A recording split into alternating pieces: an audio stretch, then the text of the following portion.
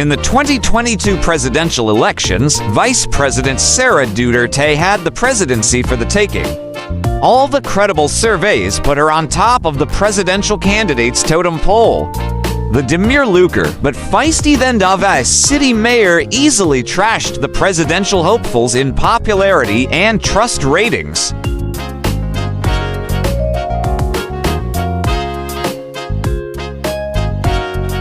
In addition to her strong, redoubtable persona and sterling performance as a local chief executive, she inherited her father's unprecedented popularity as the heir to the throne, cementing her path to the presidency.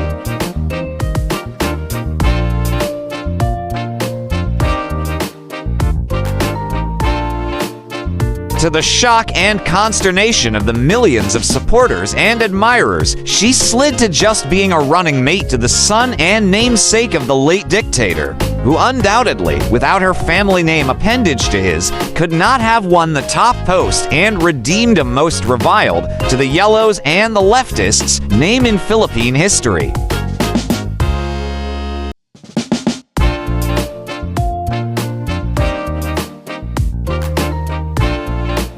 Conspiracy to unseat, disqualify VP Sara.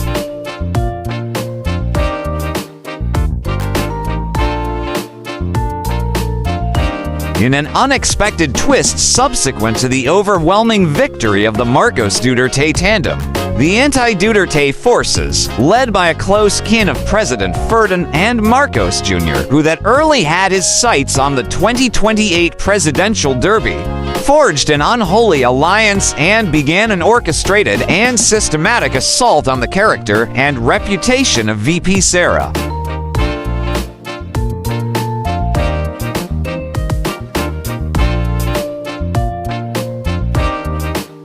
The left-leaning members of the House of Representatives, with the tacit cooperation of their erstwhile head, raised the bogey of VP Sara's alleged unlawful disbursement of confidential funds and launched a vicious black propaganda under the guise of a congressional investigation with the end in view of destroying her good image as a public servant.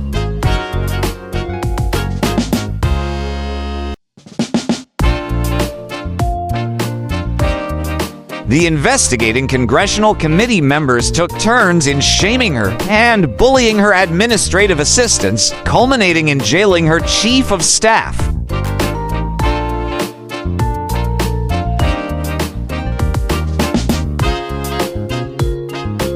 Not one to yield to the assault on her person and her staff, she fiercely fought back and broke away from the Uniteam and resigned her cabinet post.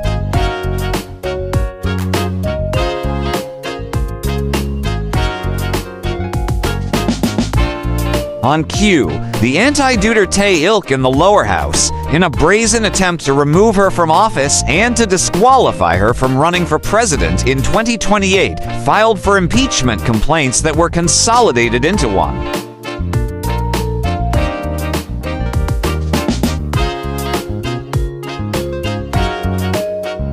Not only were the grounds insanely imagined and stupidly absurd, including incredible grave threats against the president coming from a future dead vice president, they likewise transgressed the impeachment process, which violation led to its being declared unconstitutional by the Supreme Court.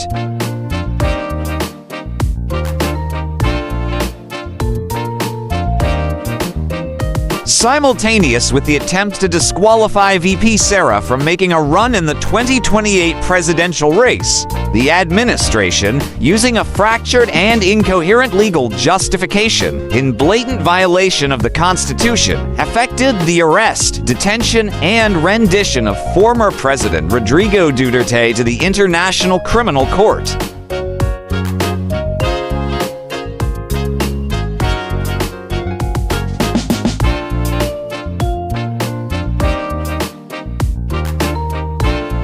Campaign of retribution, massive corruption.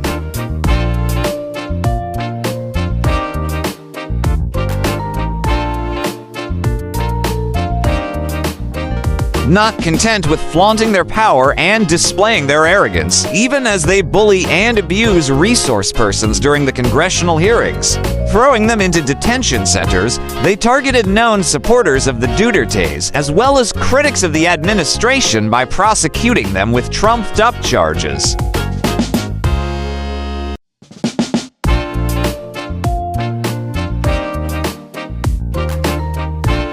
The money-hungry politicians, exhibiting insatiable greed, in cahoots with private contractors and Department of Public Works and Highways DPWH officials, pocketed billions of pesos by way of ghost flood control projects, corruption incomparable in magnitude in the country's history.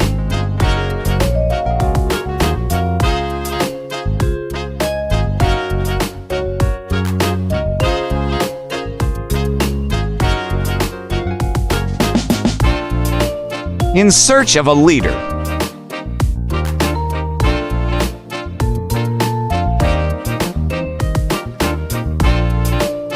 With the current government officials unmoved and insensate to the outrage of the citizenry demanding transparency and accountability, calling for the prosecution and incarceration of those involved in the monumental larceny of the nation's resources, as well as the resignation of the highest official of the land. There is a galloping call for an institutional change that will respond to the needs of the Filipino people long ignored. That will punish the scoundrels that have violated the Constitution with impunity, and that will finally put an end to the wretched state the country is in.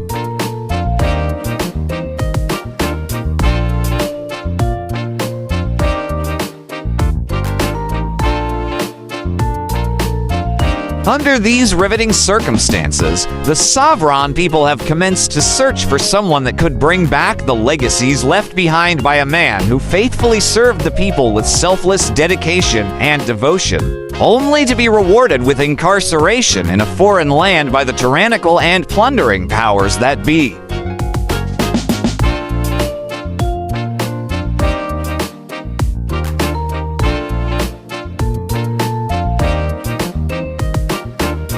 Sara accepts challenge, destined to sit as president.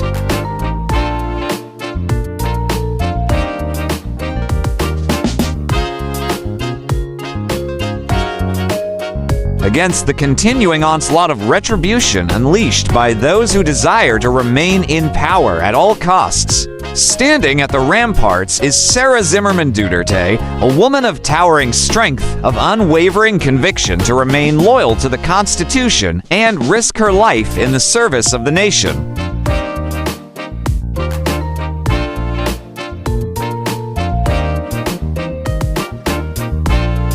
Her appointment with history to sit as president in 2022 had been delayed by her seeming reluctance to continue what her father had begun. It could be that she felt unprepared for the Herculean task ahead.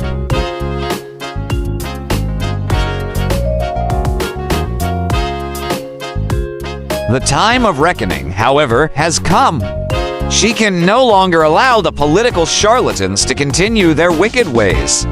She cannot watch in silence the destructive misgovernance that has brought ruin and catastrophe to the country and people.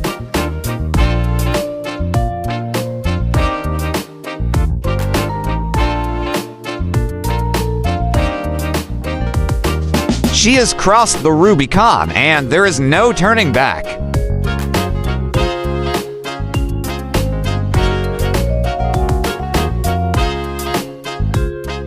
Her declaration that she is seeking the presidency in 2028 is accepting the challenge hurled by the gods of destiny to lead this country to the path of righteousness, to rid the country of unprecedented corruption, and to put the rascals, the plunderers, and scoundrels in jail.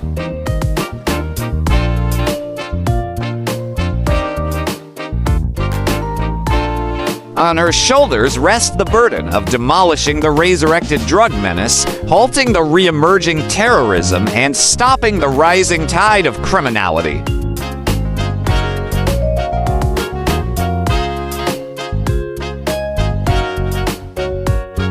She is tasked to put an end to the constitutional transgressions, to spur economic growth that will provide employment to the unemployed and reduce the poverty rate. She will attend to the concerns of the neglected sectors of our society.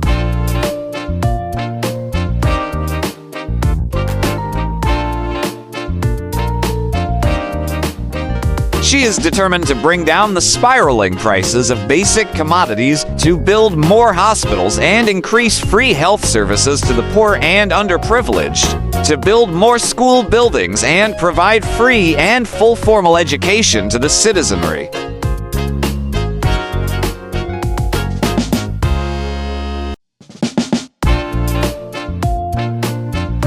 Sara is committed to restore the putting up of massive infrastructures to accelerate the growth of our economy and to mount a foreign policy protective of the national interest and not beholden to the dictates of powerful countries.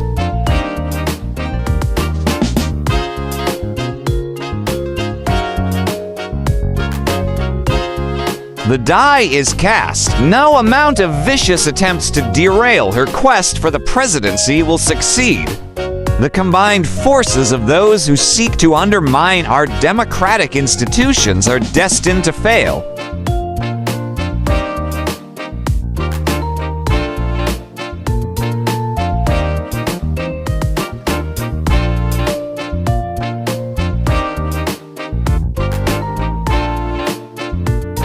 Her ascendancy to the presidency begins.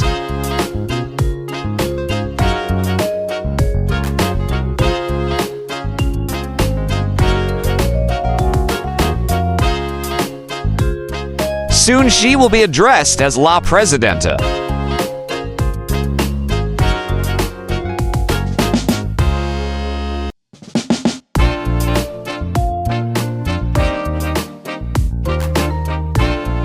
The Looming Sara Presidency by Salvador Pinello.